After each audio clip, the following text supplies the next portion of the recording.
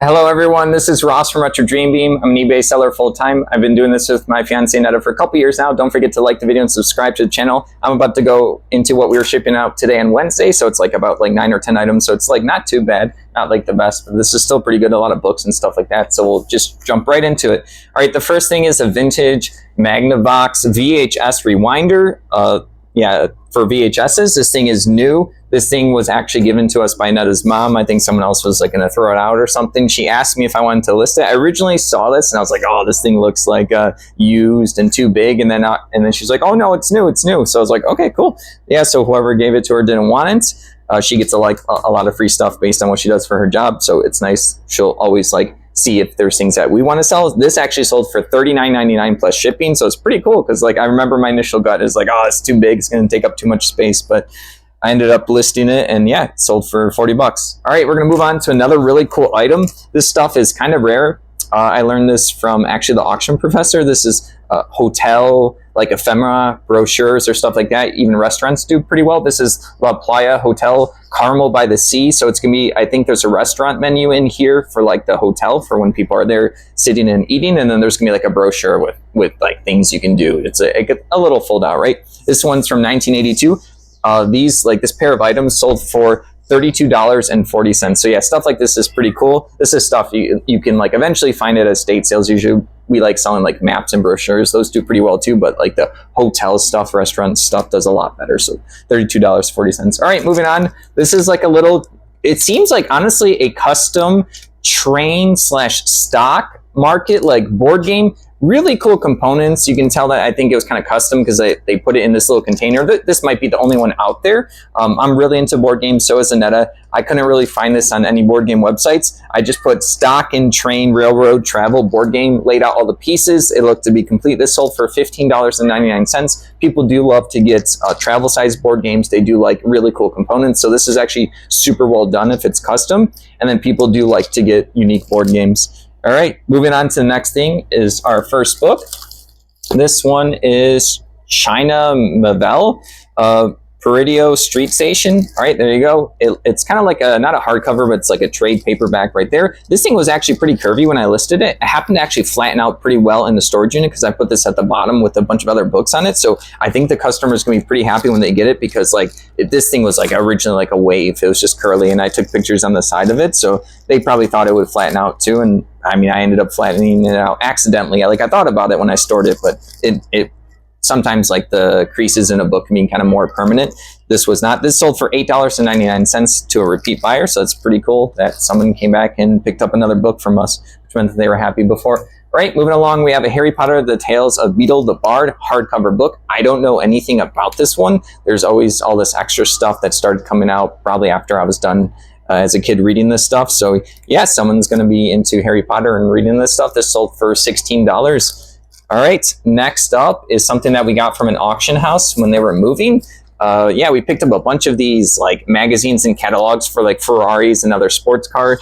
I'm not into like sports or cars or anything like that. This is just Ferrari 360, the Spider. So like, yeah, when you open this thing up, you get a bunch of cool pictures. So this probably comes with the car or the salesman gives it to you if you're in like a fancy rich place picking up stuff like this. So this is just the catalog. This ended up selling for $35, which is really good. I remember we paid like a couple $100 for like a car full of stuff when that auction house was moving. We got a ton of stuff. It took a bit to go through and list. And it was also just because we were kind of buying stuff in bulk, we didn't really fully know what we were getting into. So it's cool. Like that's one item that we got $35 for.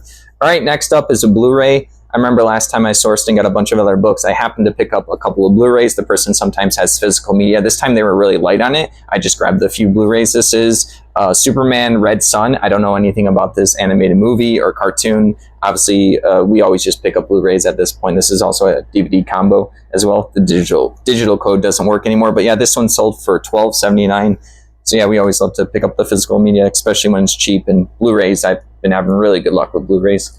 All right, moving along is a Children of Fire RPG book. There's like no words written on the back, so I can't really go off of it. I don't know much about this one. I like the art. There's like this angel right here, and there's this like detective shadow, like Cthulhu, probably sci-fi, dark fantasy type of thing, one of those genres. But yeah, this one sold for $19.20. As you know, we always pick up the like interesting, unique RPG books. We'll still pick up the classics, but it's easier to find these ones that people don't know about, or people always usually know about Dungeons and Dragons and Pathfinder.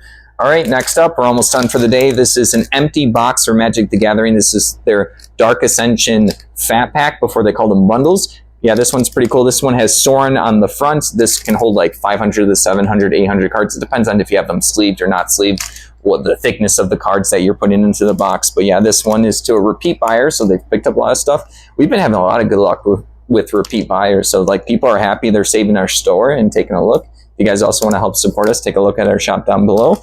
All right, and then the last thing, which was yesterday, I had this this miniature core book sell, but when I opened up, some of the pages started falling out, so I said I had a couple other ones in the storage unit, so I do. So yeah, I opened up this one, make sure that like the pages weren't falling out. So this one's actually like a late shipment. We've only done like 2 late. This is our second late shipment in like a couple years.